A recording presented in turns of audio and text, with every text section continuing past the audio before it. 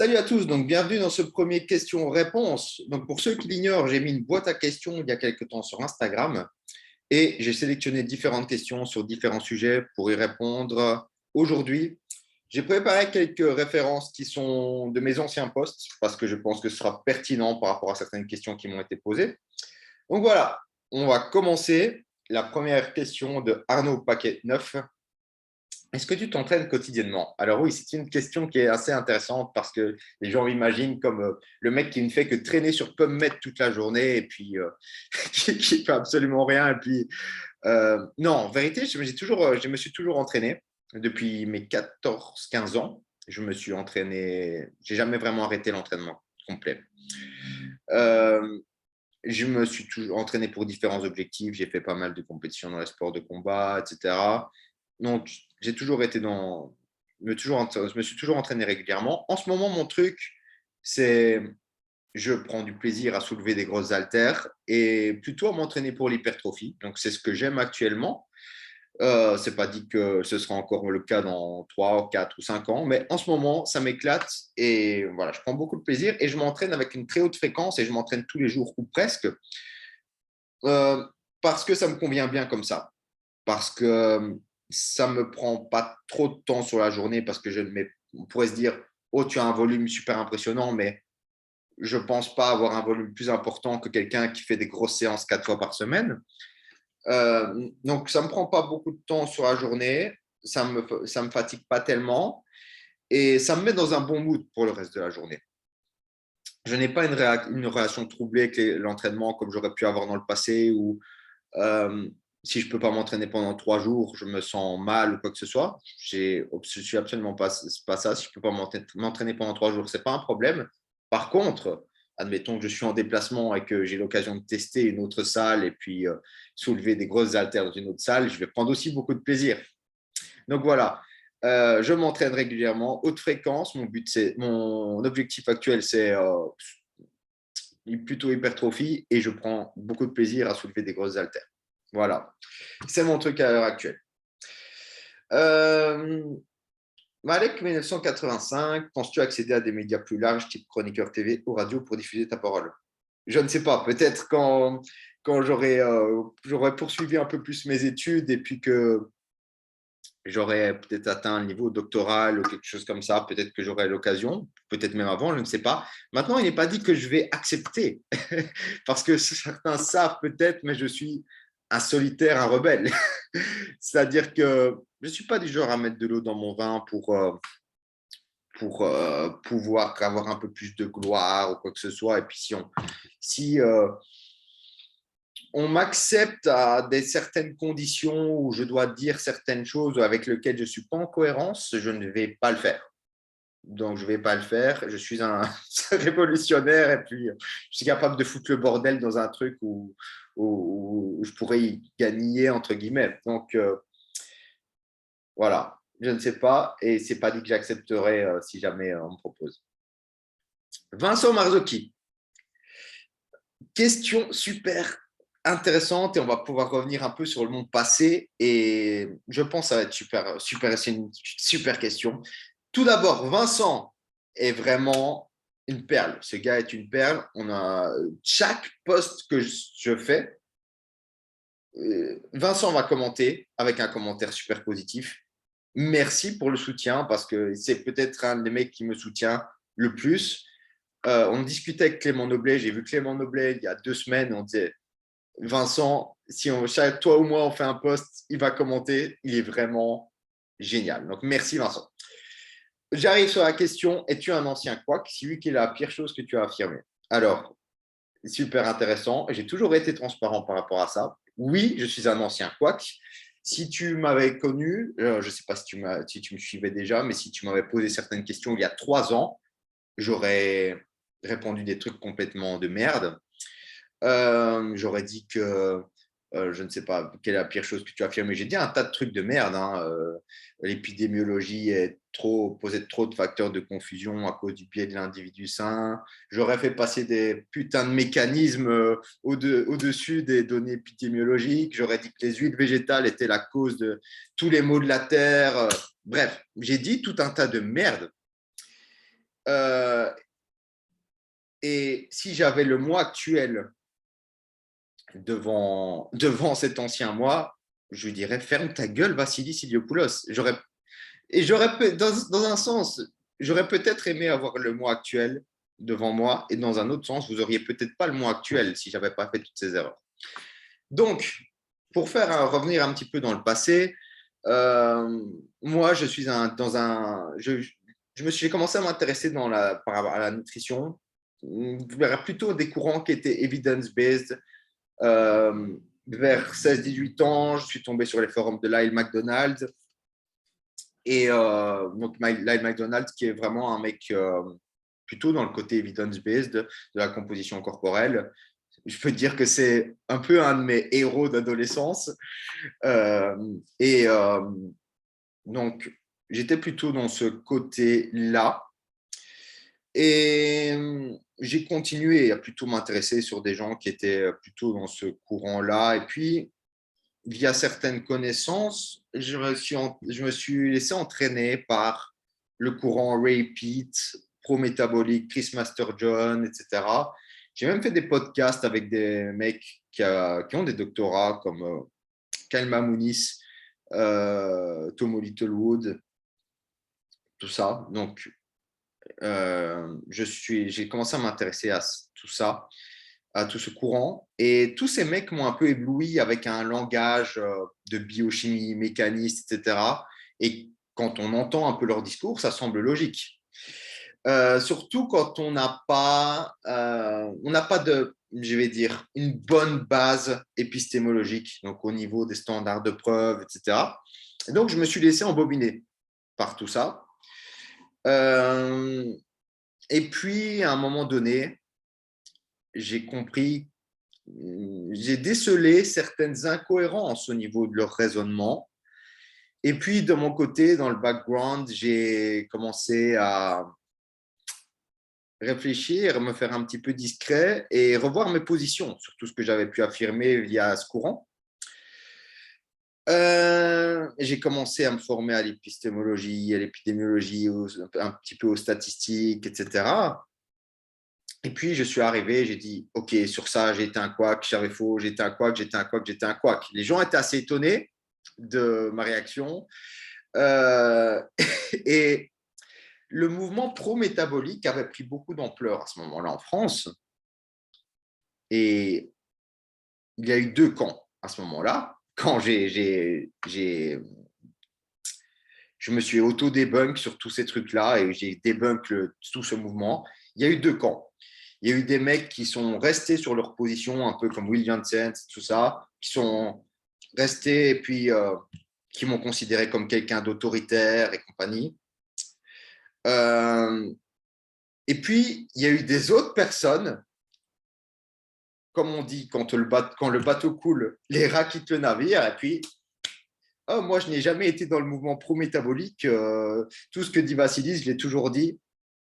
Et en vérité, tous ces mecs, pas que des mecs, mais toutes ces personnes étaient à fond dans le mouvement pro-métabolique, mais ont pris la tangente quand ils ont vu que j'avais tout débunk et ils ont fait du genre, OK, moi, je n'ai jamais été dans ce truc-là. Donc, sans vouloir me jeter des fleurs ou quoi que ce soit, je pense que si je n'avais pas fait cette démarche, tout ce mouvement aurait eu beaucoup plus d'influence dans le milieu francophone à l'heure actuelle. Et je pense que ça aurait eu un impact délétère. Et c'est aussi pour ça que le travail que je fais actuellement a été influencé par ça. C'est-à-dire que la façon dont j'ai été trompé, je ne veux pas que d'autres personnes soient trompées de cette manière. Et c'est pour ça que à l'heure actuelle, je transmets non seulement ce que suggèrent les preuves, j'explique la cohérence des données, j'explique pourquoi les données arrivent à cette conclusion, j'explique les standards de preuve. Voilà, j'essaye de... Et non seulement je fais ça, mais je debunk aussi le côté, la position inverse et la logique, les standards de preuve de la position adverse et pourquoi ils sont invalides. Voilà. Et pourquoi je fais tout ça? Pour que les gens ne soient plus trompés. Et c'est aussi pour ça que je vais lancer mon prochain projet en septembre, dont j'ai parlé dans l'autre vidéo, et pour renforcer encore plus ce côté-là et former encore plus les personnes à ce niveau-là. Donc voilà, donc, Vincent, oui, j'étais un ancien couac, j'ai toujours été transparent par rapport à ça, contrairement à d'autres. Et quelle est la pire chose que j'ai affirmé? Ou j'ai affirmé un tas de merde, et puis je ne pourrais même pas te dire, mais beaucoup, beaucoup de trucs. Les huiles végétales sont toxiques. Ouais, tout un tas de trucs que j'ai pu affirmer. Mais c'était une question super intéressante que et ça va être notamment intéressant pour les personnes qui me suivent depuis peu. Donc, voilà, voir un petit peu par où je suis passé et que moi aussi j'ai pu être trompé. Alors, Marie Diary, mieux vaut, j'ai aussi une question super intéressante et où j'ai fait un post, mieux vaut ne pas consommer d'oméga 3 ou des oméga 3 oxydés / de mauvaise qualité. Alors, je vais revenir sur un de mes anciens posts parce que c'est aussi intéressant par rapport à la question de Vincent. C'est que tous ces mecs comme Ray Peat, Chris Masterjohn, Will Janssen dans le milieu francophone, etc., peu importe s'il s'agit du Covid ou d'une bite molle, c'est l'oxydation des oméga 3 qui est le problème. Et j'ai donc du coup, j'ai pu aussi dire que les oméga 3 oxydés étaient posaient tout un tas de merde. Et j'ai fait un post. Les oméga 3 m'ont tué. Il y a un petit temps maintenant, hein, c'était l'année passée, pour débunk ça. Et donc, si on prend l'hypothèse de base, c'est qu'en fait, pour ceux qui l'ignorent, la structure des oméga 3 marins, donc particulièrement marins, EPA et DHA, les rend particulièrement susceptibles de peroxydation. Ils peuvent facilement réagir avec l'oxygène et la spéculation est qu'ils créeraient des effets néfastes via le stress oxydatif, etc., etc. Maintenant, vous savez, je le répète toujours, des mécanismes putatifs n'équivaut. Un mécanisme putatif n'équivaut pas à un effet. Je l'ai écrit d'ailleurs, cependant, des mécanismes putatifs ne se traduisent pas nécessairement par des résultats in vivo. Et donc, il y a une revue systématique, une méta-analyse qui a examiné l'impact des oméga 3. Donc oui, j'ai oublié de dire, c'est que les plus extrêmes pensent que, les mecs les plus extrêmes comme Ray Peat pensent que même si on ingère une capsule d'oméga 3 qui n'est pas déjà oxydée, ça pose problème. Parce qu'avec l'oxygène du corps, etc., ils vont trouver des mécanismes où ça crée tout un tas de problèmes. Et puis, il y a des mecs un peu plus modérés qui disent OK, il faut juste, je pense, c'est juste l'oxydation, les gélules préalablement, ingérer des gélules qui sont préalablement oxydées qui posent problème. Et donc, on a une revue systématique qui a examiné l'impact des oméga 3 sur le stress oxydatif, les différents marqueurs du stress oxydatif, et on voit que dans l'ensemble, soit les résultats sont nuls, donc, dans l'ensemble, les résultats montrent une amélioration des marqueurs du stress oxydatif. Mais il y a des analyses de sous-groupes qui montrent que c'est seulement bénéfique chez les personnes,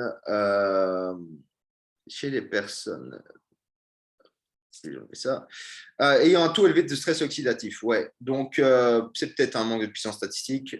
Bref, dans l'ensemble, les oméga 3 semblent être plutôt neutres ou positifs sur les marqueurs de stress oxydatif. Maintenant, on va dire, oh oui, mais les études n'ont pas été faites avec des gélules oxydées. OK, mais ce qui est assez drôle, c'est qu'il y a carrément une étude qui a évalué l'effet d'une 8 grammes d'huile de poisson, ce qui est 8 gélules, préalablement oxydées. Et je pense que c'était de même mémoire 3 groupes, des gélules non oxydées, des gélules un peu oxydées et des gélules très oxydées, et évaluer la différence de marqueurs de stress oxydatif. Je pense que c'était les isoprostanes urinaires, qui est un marqueur assez fiable du stress oxydatif, et les résultats étaient nuls de mémoire. Voilà, aucun changement dans les marqueurs de stress oxydatif de la péroxydation de la publicité d'inflammation n'était constaté, même quand la gélule était préalablement oxydée. Donc, l'oxydation, sur base de ça, l'oxydation des oméga 3 ne me semble pas particulièrement problématique, en tout cas, d'autant plus que quand on remet ça avec la littérature plus large sur des critères d'évaluation clinique objectifs, on voit une diminution du risque d'Alzheimer, on voit une diminution du risque de maladies cardiovasculaires, etc., etc., etc. Maintenant, j'ai écrit quelque chose ici. Cependant, la mise en garde de ne pas consommer volontairement de suppléments oxydés s'applique toujours, même s'ils ne provoquent pas d'effet délétère via le stress oxydatif, il se pourrait qu'ils perdent tout simplement de leur effet bénéfique. J'ai écrit ça, et vous pourriez vous dire pourquoi tu as affirmé ça, et c'est purement spéculatif de ma part. C'est purement spéculatif et je suis agnostique sur le sujet. C'est-à-dire, est-ce que le fait de consommer, est-ce que les oméga 3 perdraient en efficacité s'ils sont préalablement oxydés? Je ne sais pas. Je ne sais pas en vérité. Est-ce que même un mécanisme pourrait expliquer qu'ils perdent en efficacité? Je ne sais pas. Je ne sais pas. Donc, dans la balance des bénéfices-risques, je dirais de toute façon d'en consommer. Je dirais d'en consommer. Est-ce que c'est mieux si on a l'argent de mettre de l'argent de complément de mauvaise qualité? Peut-être. Je ne sais pas. Je ne sais pas. Surtout qu'il y a une question que je me pose, parce que je ne suis pas persuadé qu'il y ait une différence énorme entre les marques vis-à-vis de l'oxydation. C'est-à-dire qu'on a des gens comme Christophe Carillo qui disent « Oh, regardez, je conserve mes oméga 3 au frigo, contrairement aux autres. » Ok, mais le truc est que une fois que la gélule est encapsulée, il va toujours y avoir un certain degré d'oxydation à cause de la petite quantité d'oxygène qui est présente. Et une fois qu'il va y avoir eu ce degré d'oxydation, ça va être terminé. Donc, l'oxydation, de ma compréhension, l'oxydation va se dérouler majoritairement avant encapsulation. Et le fait de les mettre au frigo, une fois après encapsulation, ne va plus changer. Parce que c'est l'oxygène et la chaleur et la lumière vont simplement augmenter la magnitude de l'effet en présence d'oxygène. Mais une fois encapsulation, je ne pense pas que ça va changer quoi que ce soit. Et donc, est-ce qu'il y a une différence? Je ne sais pas. Je ne sais pas. Peut-être quelqu'un qui est plutôt, qui s'y connaît un peu mieux que moi dans le niveau de la qualité complément et puis qui a peut-être des données sur les indices de peroxydation des différentes marques pourrait m'éclairer. Personnellement, je ne suis pas convaincu.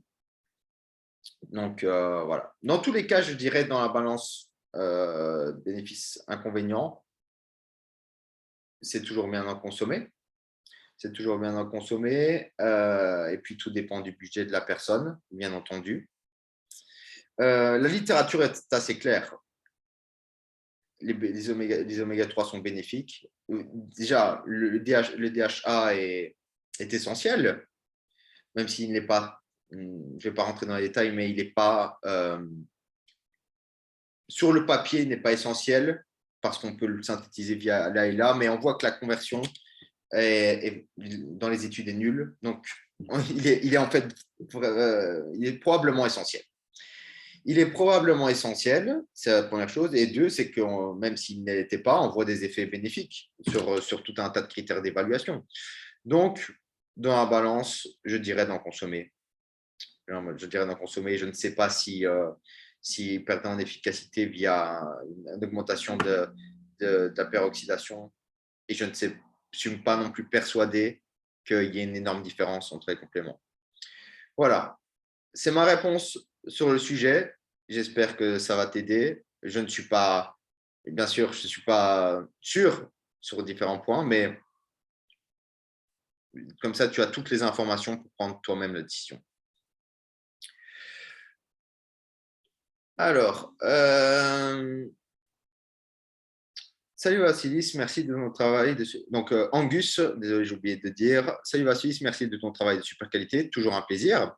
À propos de cette question, j'ai écouté un podcast avec Stéphane Gayennet, auteur de Hungry Brain. Je ne sais pas si tu connais ce que tu penses de son travail.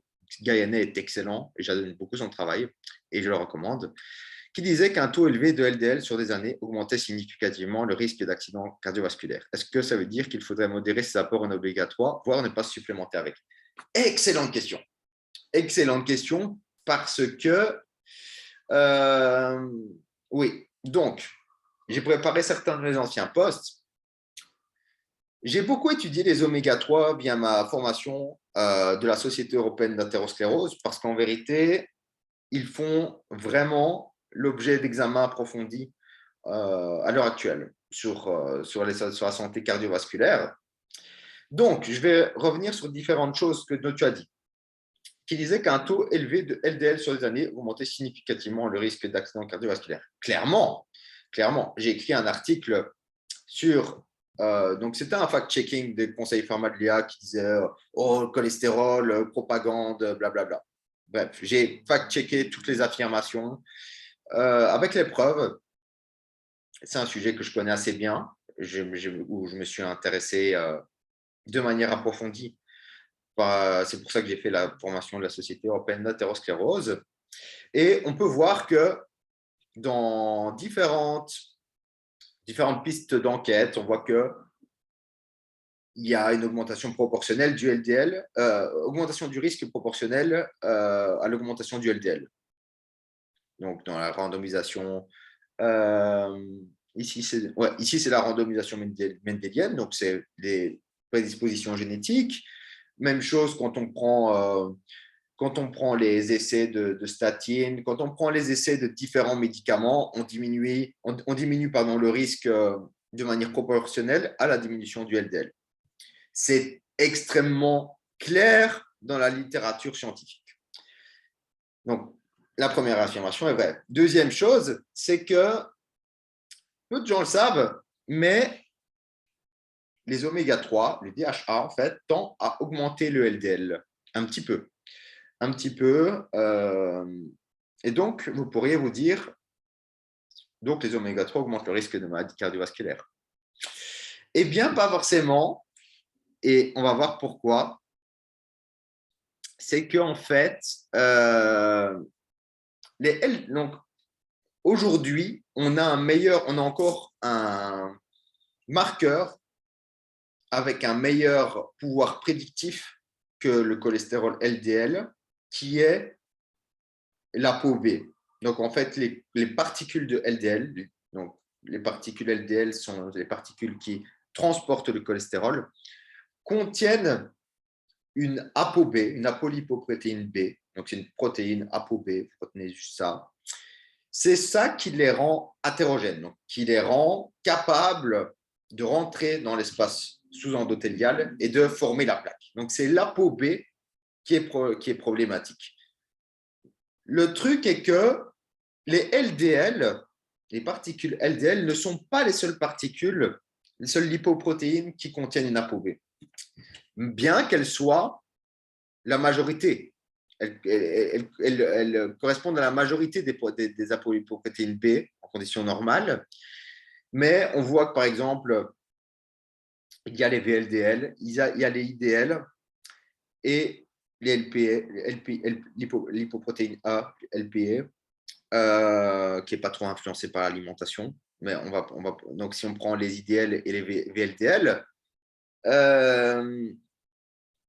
la chose est que même si le DHA tend à augmenter le cholestérol LDL, il est possible que dans l'ensemble, le taux d'ApoB diminue. parce que le PA tend à diminuer les VLDL, peut-être les IDL. Donc, dans l'ensemble, le nombre de particules en circulation diminuerait, même si le LDL augmente un petit peu à cause du DHA. Donc, l'effet net serait positif. Et puis, vous pourrez vous dire que c'est… on peut regarder un petit peu comment ça influence le risque de maladie cardiovasculaire pour évaluer cet effet net. Et c'est ce qu'on voit, c'est que dans les méta-analyses, on voit diminution du risque d'infarctus, mortalité coronarienne, maladie cardiaque coronarienne, etc. etc. Ce qui est intéressant, c'est que cette méta-analyse, par exemple, a fait une analyse sans l'essai Reduce It. Pourquoi? Parce que l'essai Reduce It a utilisé des énormes doses de 4 grammes de PA et 2 de PA uniquement. Donc, vous pourriez vous dire, OK, c'est parce que le DHA n'est pas présent que ça réduit le risque. Mais l'essai Reduce It l'analyse a été aussi avec et sans l'essai Reduce It. Et on voit cet effet positif de manière assez constante dans la littérature, je dirais. Il y a certaines choses à prendre en considération qui prendraient plus trop de temps pour que j'aborde ici, mais je pense que de manière globale, on voit un effet positif des oméga 3 sur le risque cardiovasculaire. Ce qui est, probablement lié au taux d'ApoB, et 2, il y a une étude qui a évalué, c'est l'essai Evaporate, qui a évalué l'impact de l'EPA sur l'ampleur de la plaque d'athérome. L'ampleur de la plaque d'athérome,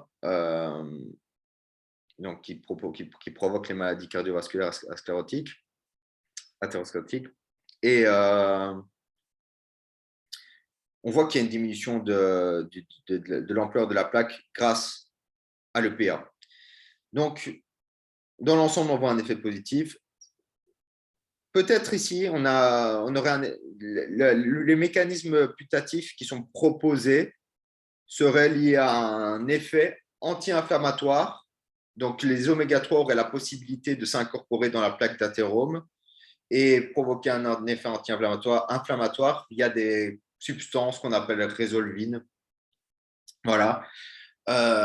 Donc, via un effet anti-inflammatoire. Et les gens m'envoient des posts de Love Your Nutrition qui disent « Oh, les oméga 3 ne diminuent pas la CRP. » Je m'en fous qu'ils ne diminuent pas la CRP. Si les oméga 3 me permettent de diminuer ma plaque d'athérome, probablement via un effet anti-inflammatoire, cela peut être via un marqueur même qu'on ne connaît pas, un inflammatoire qu'on ne connaît pas, ou via un mécanisme qu'on ne connaît pas. Il en demeure que l'effet net reste une diminution de l'ampleur de la plaque.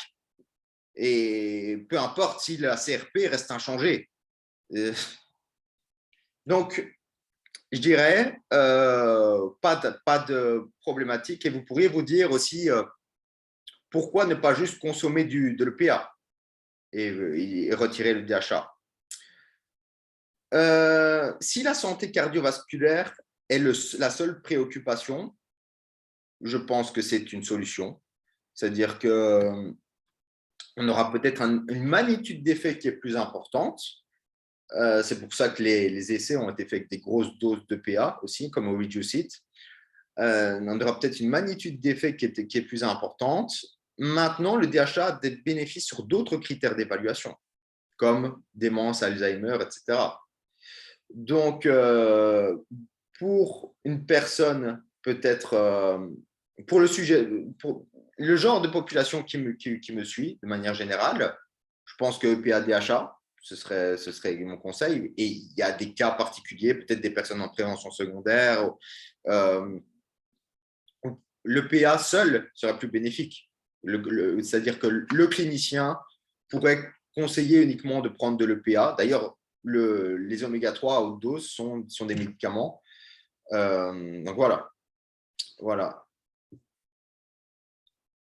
Donc pas de problème au niveau de la santé cardiovasculaire, plutôt un effet net positif lié certainement à une diminution des nombres de particules ApoB en circulation et un effet anti-inflammatoire au niveau de la plaque d'athérome.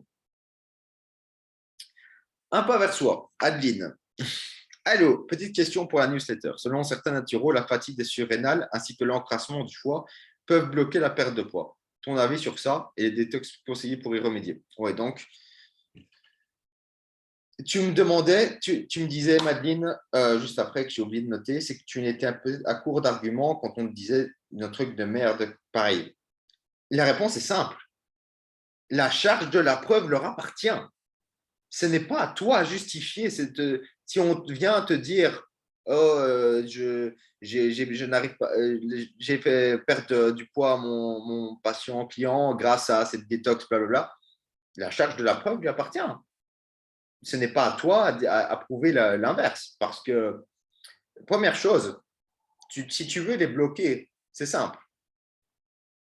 Qu'est-ce qui qualifie, par quel diagnostic clinique ils peuvent qualifier la fatigue des surrénales et l'encrassement du foie? Est-ce que c'est l'augmentation de certains marqueurs enzymatiques du foie ou je ne sais pas? Parce que l'encrassement du foie, ça ne veut rien dire. Donc, qu'ils doivent valider ça par un critère objectif.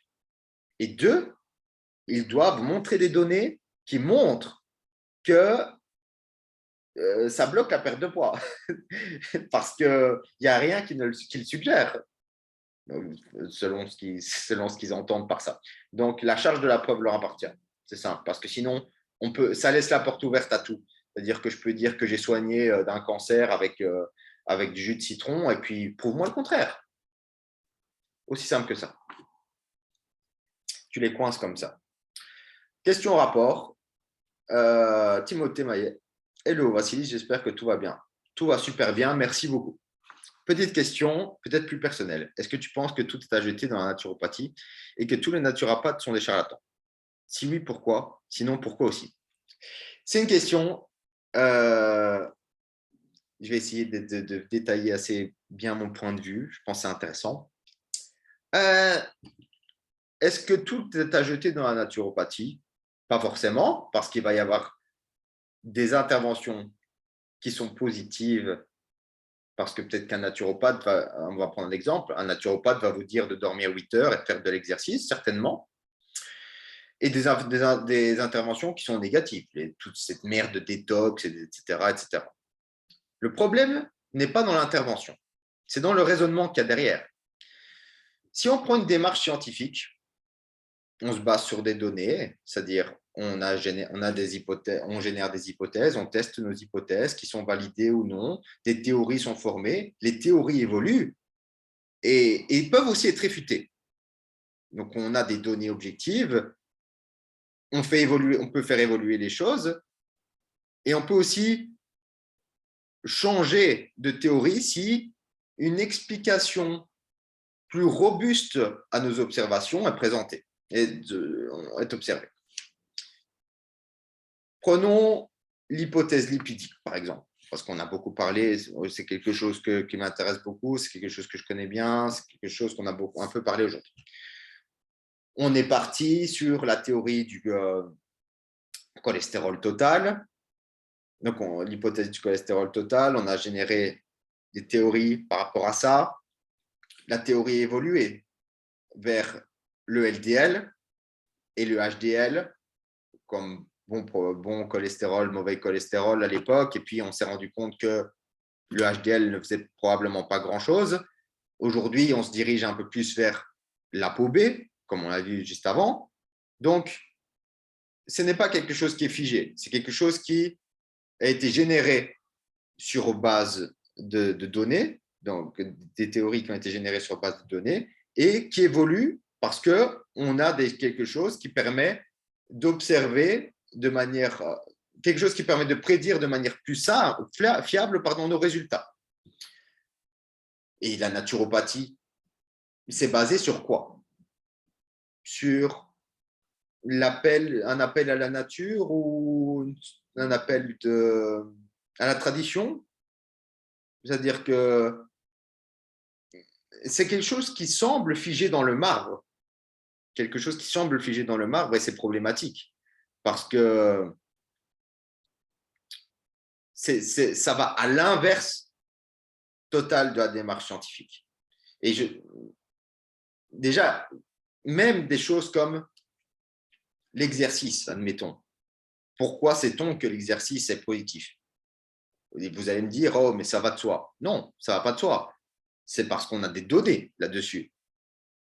Et les naturopathes, s'ils ne se basent pas sur des données, sur quoi se basent-ils? Sur des écrits. Ça semble quelque chose qui est très dogmatique, une sorte d'évangélisme nutritionnel. Maintenant, donc pour moi, le problème de la naturopathie reste sur quoi elle est basée. Maintenant, est-ce que tous les naturopathes sont des charlatans? Alors, le truc, c'est que pour moi, si un naturopathe fait du bon travail et intègre, c'est qu'il a décidé de s'éloigner de la naturopathie. Et donc, pourquoi garder le titre de naturopathe? C'est ça que je me pose comme question, de manière légitime. Pourquoi garder le titre de naturopathe? Et j'ai déjà discuté avec pas mal de naturopathes, enfin pas mal de naturopathes. J'ai discuté avec William Cadmeri, qui est très sympa, mais il reste borné. J'ai déjà discuté par rapport au soja, puis il citait une étude. Donc, tu vois, le truc qui est un peu drôle, c'est que les naturopathes utilisent la littérature quand ça convient à leur truc, à ce qui est dans leur formation. Et puis, citer une étude sur le soja et puis les problèmes. Et puis, j'avais parlé de la hiérarchie des preuves. J'avais parlé que c'était une étude, c'était un rapport de cas, que c'était une faible qualité sur la hiérarchie des preuves. Et puis, donc j'avais mis ça en story, c'est encore disponible en story à la une, si vous voulez le voir. J'ai eu une discussion avec, et puis il était d'accord, et puis il était d'accord avec moi. Mais le truc, c'est que même s'il est très gentil, il recommence sur le même truc, et je peux comprendre. Je peux comprendre, ce n'est pas facile de se dire que tout ce qu'on a appris est de la merde, parce que ce n'est pas basé sur des données ou quoi que ce soit. Donc, je ne sais pas si on peut les qualifier comme charlatans ou…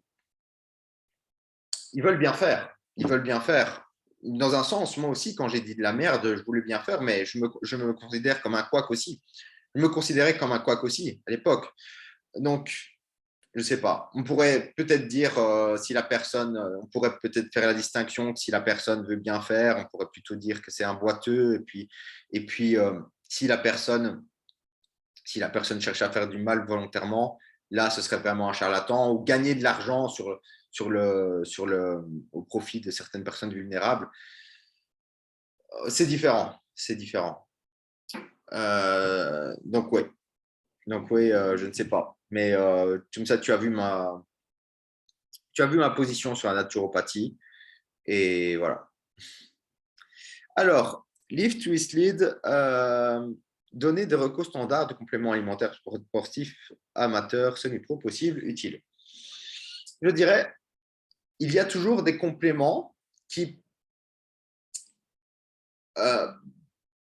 donnent le meilleur ratio bénéfice-coût. C'est-à-dire, en prenant par exemple pour l'hypertrophie, la force, même pour d'autres critères, prenons la créatine. La créatine, ça ne coûte pas cher et puis on a beaucoup de bénéfices. Ça ne veut pas dire que c'est le seul complément evidence-based. Ça veut dire que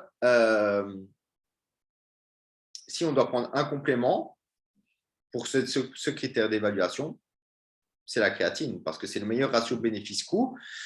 Maintenant, il y a d'autres compléments, mais on va y avoir moins de bénéfices pour parfois plus de coûts. Donc, si on devait conseiller un seul complément, ce serait la créatine. Et je ne vois pas pourquoi quelqu'un qui a suffisamment qui a les moyens de s'acheter de la créatine et qui a un objectif d'hypertrophie force, je ne vois pas de raison pour laquelle il ne prendrait pas de créatine. Donc, on pourrait lui conseiller la créatine, par exemple. Même chose pour la caféine. Ça ne coûte pas cher et ça donne pas mal de résultats sur la force, l'endurance, etc. Donc, même chose.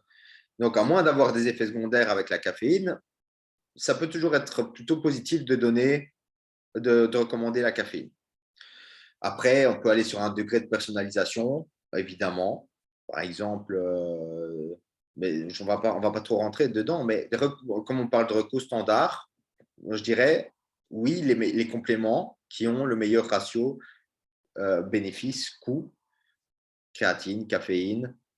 Voilà, c'est les deux auxquels je pense. Après, à voir en fonction des budgets de la personne. Alors, dernière question. Alors, ma question sera trop longue pour la boîte à questions. Comment réussir à monter la thyroïde Hashimoto et toutes les carences vitaminiques qu'il est possible de faire avec l'alimentation en essayant de prendre le minimum, voire aucun médicament complément alimentaire? Merci de ton aide et son travail super intéressant. Toujours un plaisir. Alors, c'est assez marrant, c'est que ça fait la troisième personne qui a une hypothyroïdie Hashimoto et qui me pose la question qu'est-ce qu'il pouvait faire en termes alimentaires ou de compléments.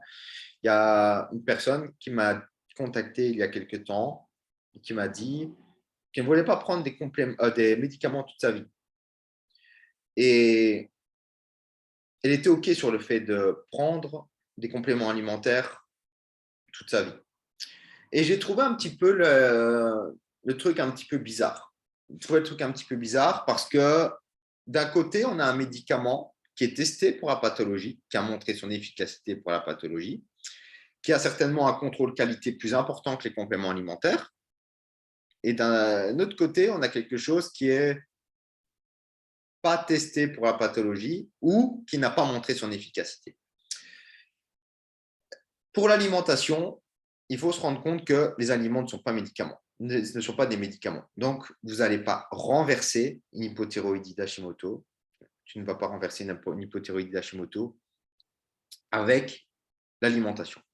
Ça ne veut pas dire que tu ne dois pas faire du tout attention à ton alimentation. Il ne faut pas voir les choses de manière dichotomique. C'est-à-dire que si tu prends un médicament pour ton hypothyroïdie d'Hashimoto, si tu prends des hormones thyroïdiennes, ça ne t'empêche pas, à côté de ça, de faire attention globalement à ton lifestyle, dormir suffisamment, manger bien, faire de l'exercice, etc. Ça va seulement être un excellent adjuvant à ton traitement. Mais cela ne se substitue pas à ton traitement. Donc, je dirais, n'essaye pas de substituer ton traitement avec d'autres interventions. Ne vois pas les choses de manière dichotomique. Fais attention à tout ton lifestyle. Si ton médecin estime que tu as besoin d'un traitement médical de hormones thyroïdiennes, c'est probablement le cas. Rien ne t'empêche d'avoir un second avis d'un second médecin. Si les avis sont cohérents, personnellement, je prendrais le traitement médical. Et je pense que c'est quelque chose qui est assez, c'est assez pertinent d'écouter les recommandations des médecins. Et je vais dire, on a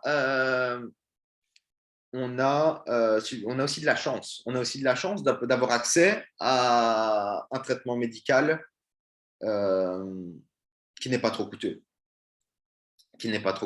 Parce qu'on a un bon système de santé.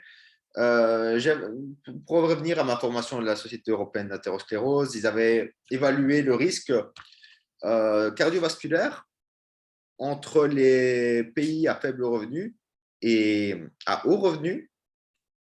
Et même si les facteurs de risque comme le tabagisme, comme l'activité physique étaient moins élevés, donc le risque était moins élevé dans les pays à faible revenu, ils avaient un risque de maladie cardiovasculaire beaucoup plus élevé. Je pense que c'est 3 ou 4 fois plus élevé dans les études prospectives, parce que ils n'avaient pas accès dans. S'ils devaient prendre 4 médicaments de prévention, les statines, les médicaments hypotenseurs et ce genre de choses, ça revenait à 30% de leurs revenus, contre moins d'1% dans les pays à haut revenu, s'ils doivent payer pour, parce que nous avons aussi la chance d'avoir des médicaments remboursés. Donc, je dirais qu'on doit aussi être conscient qu'on a beaucoup de chance d'avoir accès à ces médicaments et que tout le monde n'a pas cette chance et que peut-être certaines personnes seraient dans ta situation et n'auraient pas les moyens de se soigner. Les génériques ne sont pas aussi disponibles pour tous les médicaments. Je ne sais pas sur ça en particulier, mais voilà. Donc voilà, ce serait ma réponse à ça. Je vais mettre les références en description pour que vous puissiez aller voir les articles. N'hésitez pas à les partager si vous souhaitez me soutenir et que vous avez trouvé mon question-réponse utile. Je mettrai encore une boîte à questions pour le prochain question-réponse. Merci pour votre attention et à très bientôt.